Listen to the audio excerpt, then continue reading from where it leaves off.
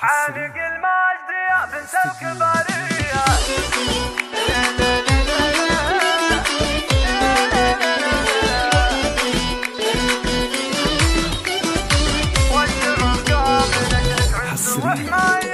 عانق المجد يا بنت الكبارية، بالتخرج تباهي السنفية، وفخري دوم يا ريما بتخريج، حق لك تفخري يا شبه حورية، بالمفاخر فعولك كايده والله، بالمعالي صروحك فوق عالية، عدت متوشحة في المجد يا ريما، والشعر قام لأجلك عز وحماية، من بريطانيا حلمك غدا واقع، والشهادة بيمينك حيل زاهية، جايبتها بعزوم وجهد وبهمة، كاسبتها بفعول غير عادية، ريما فيك الفخر والعز والهيبة، يا غزال الحلا يا عين قريمية، في جميع الأمور متميز فعلي، يا فخرنا وذخرنا ساعة الهية، وانت بنت الكريم الطيب الغالي، وابو عبد اللطيف رمز الشهامية، وامك اليوم بك يا ريما تتفاخر، ام عبد اللطيف بالنور مكسية، ربعك البو علي متوارثين العز، مجدهم بالفخر معروف ماضية، لابت البو علي تاريخهم ماشور، فعلهم بالشهامة والرجولية، والف مبروك يا ريما نقلها لك، بالشعر والبيوت اللي خصوصية، ندعي الله يديمك فخري المهرة، والتوافيق لك والخير يومية.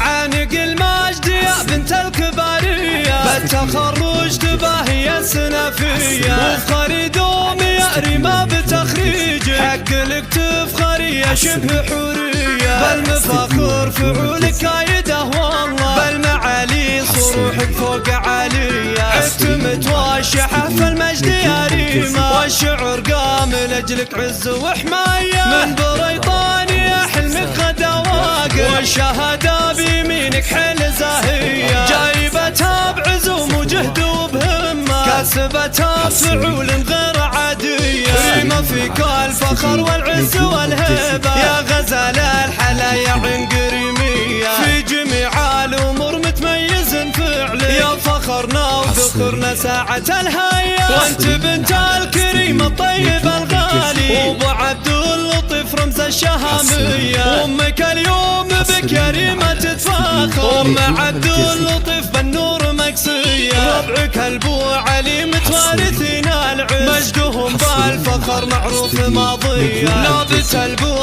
علي تاريخهم ماشور، فعلهم بالشهامة والرجولية، والف مبروك يا ريما نقلها لك، بالشعر والبيوت اللي خصوصية، ندعي الله يديمك فخري المهرة، والتوافيق لك والخير يومية.